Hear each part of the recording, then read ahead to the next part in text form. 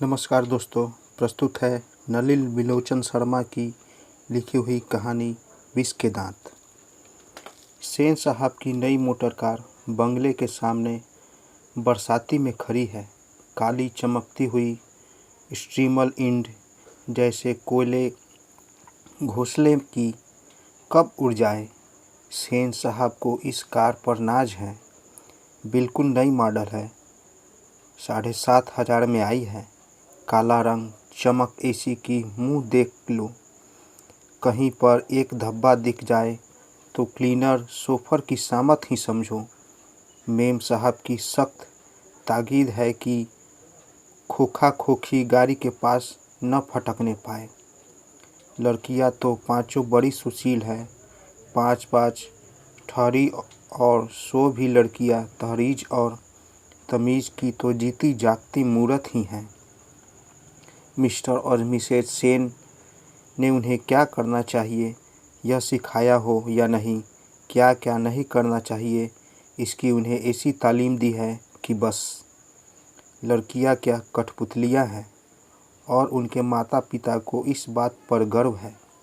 वे कभी किसी चीज़ को तोड़ती फोड़ती नहीं हैं। वे दौड़ती है और खेलती भी है, लेकिन सिर्फ शाम के वक्त।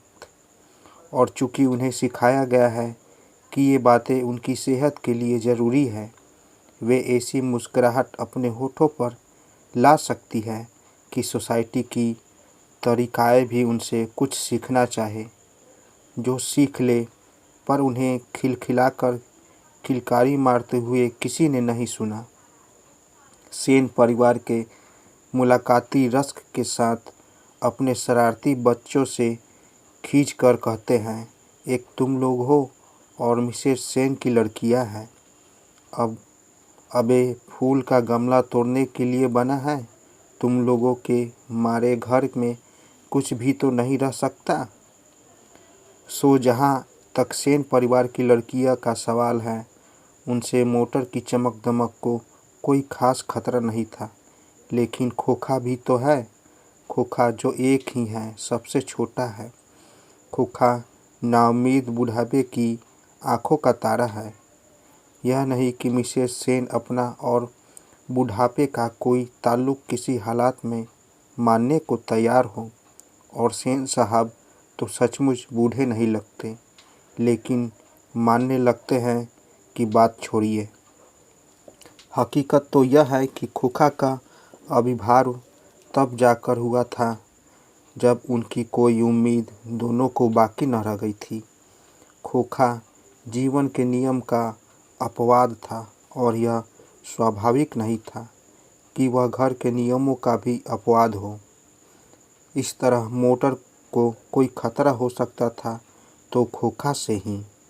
बात ऐसी थी कि सीमा, रजनी, आलो, शेफाली, आरती पांचों हुई तो उनके लिए घर में अलग नियम थे, दूसरी तरह की शिक्षा थी, और खोखा के लिए अलग दूसरी। कहने के लिए तो सेनों का कहना था कि खोखा आखिर अपने बाप का बेटा ठहरा, उसे तो इंजीनियर होना है। अभी से उसमें इसके लक्षण दिखाई पड़ते थे, इसलिए ट्रेनिंग भी उसे वैसी ही दी जा रही थी। बात यह है कि खोखा के दुर्लभ स्वभाव के अनुसार ही सेनों ने सिद्धांतों को भी बदल लिया। अक्सर ऐसा होता है कि सेन परिवार के दोस्त आते हैं, भड़कीले ड्राइंग रूम में बैठते हैं और बातचीत के लिए विषय का अभाव होने पर चर्चा निकल पड़ती है कि किसका लड़का क्या करेगा। तब सेन साहब बड़ी मौलिकता और दूरदर्शी के साथ फरमाते हैं कि वह तो अपने लड़के को अपने ढंग से ट्रेन करेंगे क्या कर रहे हैं। आजकल की पढ़ाई लिखाई तो फिजूल है। वह तो उससे अपनी तरह बिजनेसमैन, इंजीनियर बना चाहते हैं। अब देखिए ना, सेन साहब कहते हैं, खोखा 5 साल का हो रहा है। लोग कहते हैं इसे किंडरगार्टन स्कूल में भेज दो, लेकिन मैंने अभी यह इंतज़ाम किया है कि कारखाने का बढ़ई मिस्त्री 2-1 घंटे के लिए आकर उसके साथ कुछ ठोक पीट किया करे। इससे बच्चे की अंगुलियां अभी से औजारों से वाकिफ हो जाएगी। हिंदुस्तानी लोग यही नहीं समझते। एक दिन का वाक़या है कि ड्राइंग रूम में सेन साहब के कुछ दोस्त बैठे गपशप कर रहे थे। उनमें से एक साहब साधारण हैसियत के अखबारनवीस थे और सेनों के दूर के रिश्तेदार भी थे। साथ में उनका लड़का भी था, जो था तो खोखा से भी छोटा पर बड़ा समझदार और होनहार मालूम पड़ता था। किसी ने उसकी कोई हरकत देखकर उसकी कुछ तारीफ कर दी और उन साहब से पूछ लिया कि बच्चा स्कूल जाता ही होगा। इसके पहले कि पत्रकार महोदय कुछ जवाब देते, सेन साहब ने शुरू किया, मैं तो खोखा को इंजीनियर बनाने जा रहा हूँ। और वो ही बातें दोहरा कर वे थकते नहीं थे। पत्रकार महोदय चुप मुस्कुराते रहे। जब उनसे फिर पूछा गया कि अपने बच्चों के विषय में उनका क्या ख्याल है, तब उन्होंने कहा, मैं चाहता हूँ कि वह जेंटिलमैन ज़रूर बने और जो कुछ बने उसका काम है, उसे पूरी आज़ादी रहेगी। सेन साहब इस उत्तर के शिष्ट और प्रश्न व्यंग पर ऐंठ कर रह गए। तभी बाहर शोरगुल सुनकर सेन साहब उठने लगे तो उनके मित्रों ने भी जाने की इच्छा प्रकट की और उन्हीं के सहार बाहर आ गए। बाहर सेन साहब का शोफर एक औरत से उलझ रहा था। औरत के पास एक 5 साल का बच्चा खड़ा था, जिसे वह रोकने की कोशिश कर रही थी, क्योंकि बच्चा बार बार शोफर की ओर झपटता था। सेन साहब को देखकर औरत सहम गई। शोफर ने साहब की ओर बढ़कर अदब के साथ कहा, देखिए साहब, मदन गाड़ी को छू रहा था, गाड़ी गंदी हो जाती। मैंने मना किया तो लगा कहने, जा जा, तो मैंने उसे पकड़कर अलग कर दिया। इस पर मुझको मारने दौड़ा।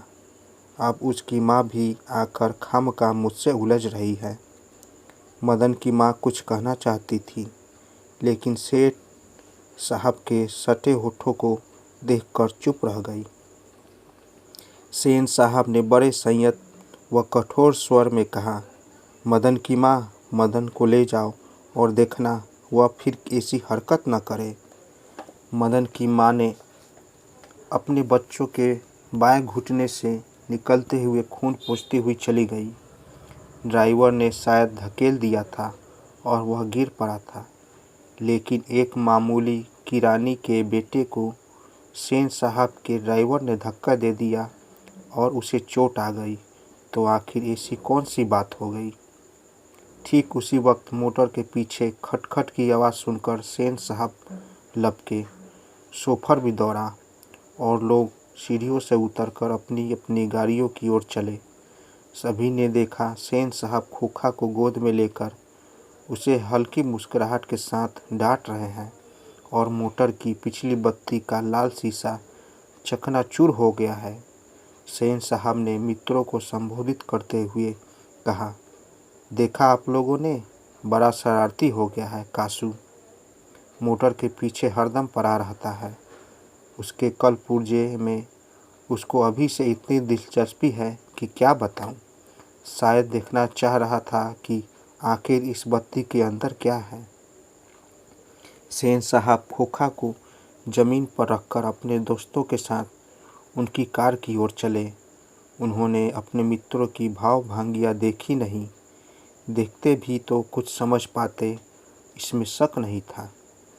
मिस्टर सिंह अपनी कार के पास पहुँचे और सेन साहब को नमस्कार कर दरवाज़ा खोलने के लिए बढ़े और फिर रुक गए। उनकी निगाह अचानक ही अगले चक्के पर गई थी। उन्होंने नज़दीक जाकर देखा और परेशानी की हालत में खड़े हो गए। टायर बिल्कुल बैठ गया था, शायद पंक्चर हो गया था। सेन साहब भी आगे बढ़ गए और कुछ झिझकते हुए बोले, कहीं ऐसा तो नहीं कि कासू ने हवा निकाल दी हो। ड्राइवर, ज़रा दूसरे चक्कों को भी देख लो और पंप लेकर हवा भर दो। और हाँ, कुर्सियाँ लाइन में लगवा दो, तब तक हम वहाँ बैठते हैं। ड्राइवर ने एक एक कर चक्का लगा कर सूचना दी कि दूसरी ओर के पिछले चक्के की भी हवा निकली हुई थी। काम तो कासू बाबू का ही मालूम पड़ता है, इधर ही खेल रहे थे, शोफर ने बताया और पंप लाने चला गया। मुखर्जी साहब की गाड़ी सकुशल थी और वह अपने और पत्रकार महोदय के परिवार के साथ चलते बने। सेन साहब और मिस्टर सिंह लान की कुर्सी में बैठकर बातें कर रहे थे।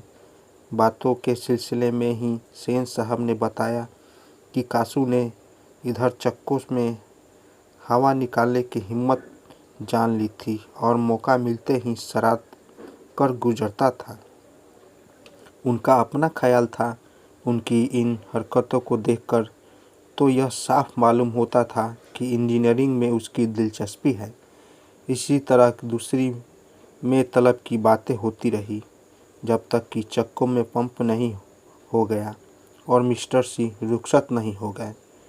सेन साहब अंदर लौटे तो बेयर को, मदन के पिता गिरधर लाल को, जो उनकी फैक्ट्री में किरानी था और अहाते के एक कोने में आउट हाउस में रहता था, बुला लाने का हुक्म दिया।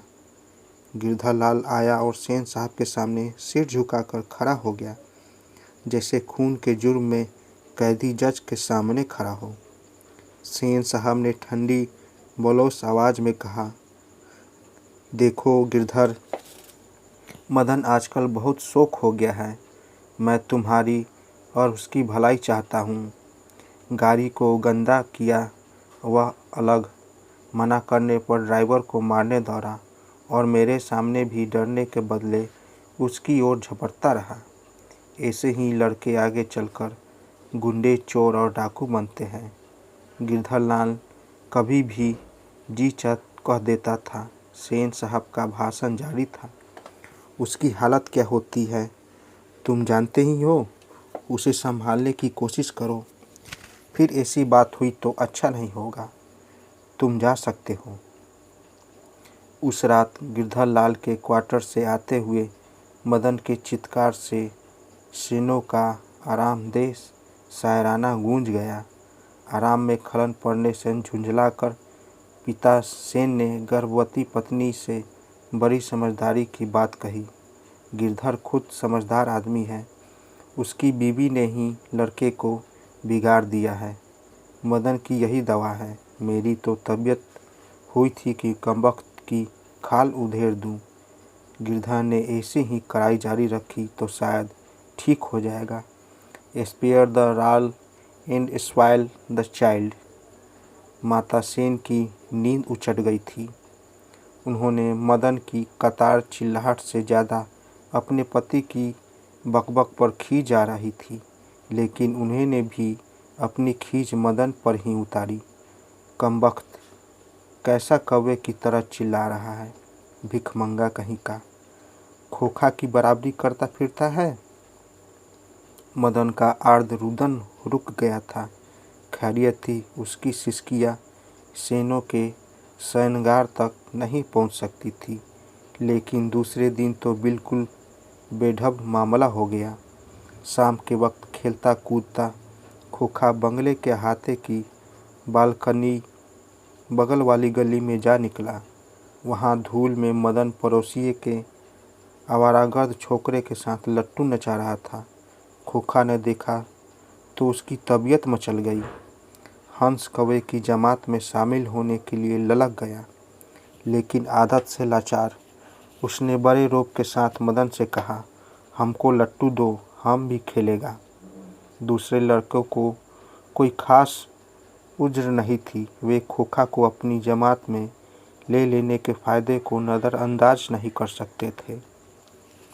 पर उनके सम्मानित प्रताड़ित लीडर मदन को यह बात कब मंजूर हो सकती थी। उन्होंने छूटते ही जवाब दिया, अबे भाग जा यहाँ से, बड़ा आया लट्टू खेलने वाला है भी लट्टू तेरे, जा अपने बाबा की मोटर पर बैठ।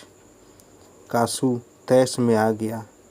वह इसी उम्र में नौकरों पर, अपनी बहनों पर हाथ चला देता था और क्या मजाल कि उसे कोई कुछ कर दे। उसने आव देखा न ताव मदन को एक घूंसा रसीद कर दिया।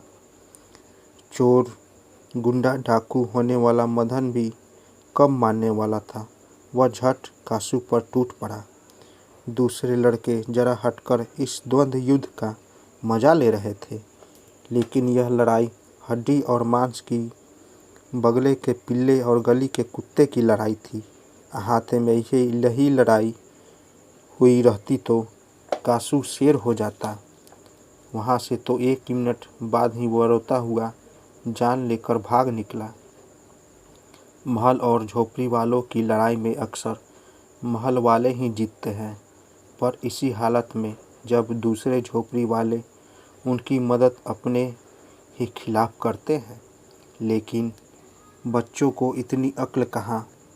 उन्होंने न तो अपने दुर्दयमीन लीडर की मदद की, न अपने माता पिता के मालिक के लाडले की ही।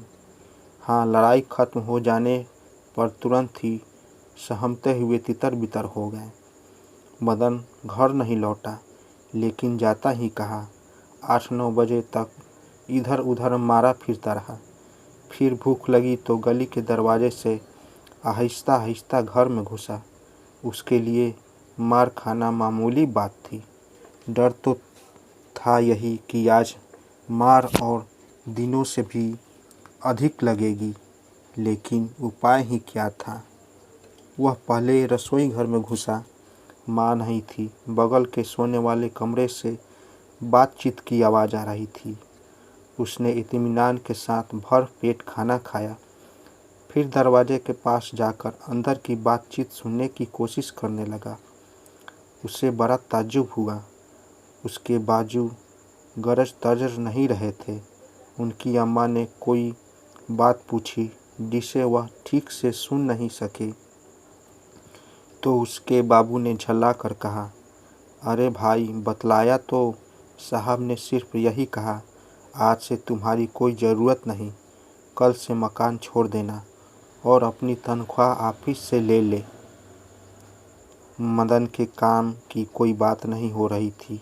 उसकी सज़ा की तजवीज़ होती रहती तो सुनने की कोशिश भी करता।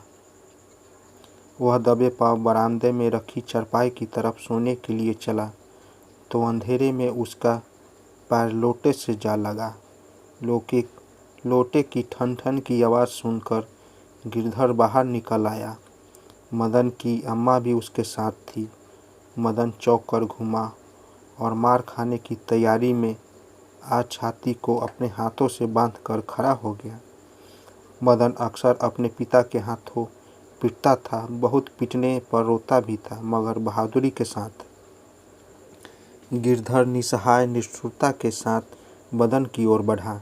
मदन ने अपने दांत भींच लिए। गिरधर मदन के बिल्कुल पास आ गया था कि अचानक वह ठिठक गया। उसके चेहरे से नाराज़गी का बादल हट गया। उसने लपक कर मदन को हाथे से उठा लिया। मदन हक्का बक्का अपने पिता को देख रहा था। उसे याद नहीं कि उसके पिता ने कब उसे इस तरह प्यार किया था। अगर कभी किया था तो गिरधर उसी बेपरवाही, उल्लास और गर्व के साथ बोला जो किसी के लिए भी नौकरी से निकाले जाने पर ही मुमकिन हो सकता है। शाबाश बेटा, एक तेरा बाप है और तूने तो वो खोखा के 2 दांत तोड़ डाले। हा हा हा। तो दोस्तों, कैसी लगी कहानी? कहानी अच्छी लगी हो तो मेरे चैनल को ज़रूर सब्सक्राइब करें और साथ साथ बेल आइकन को भी ज़रूर दबाएं ताकि मेरी कहानी सबसे पहले आप तक पहुंचे। तो मिलते हैं दोस्तों एक नई कहानी के साथ एक नए वीडियो में। तब तक के लिए नमस्कार।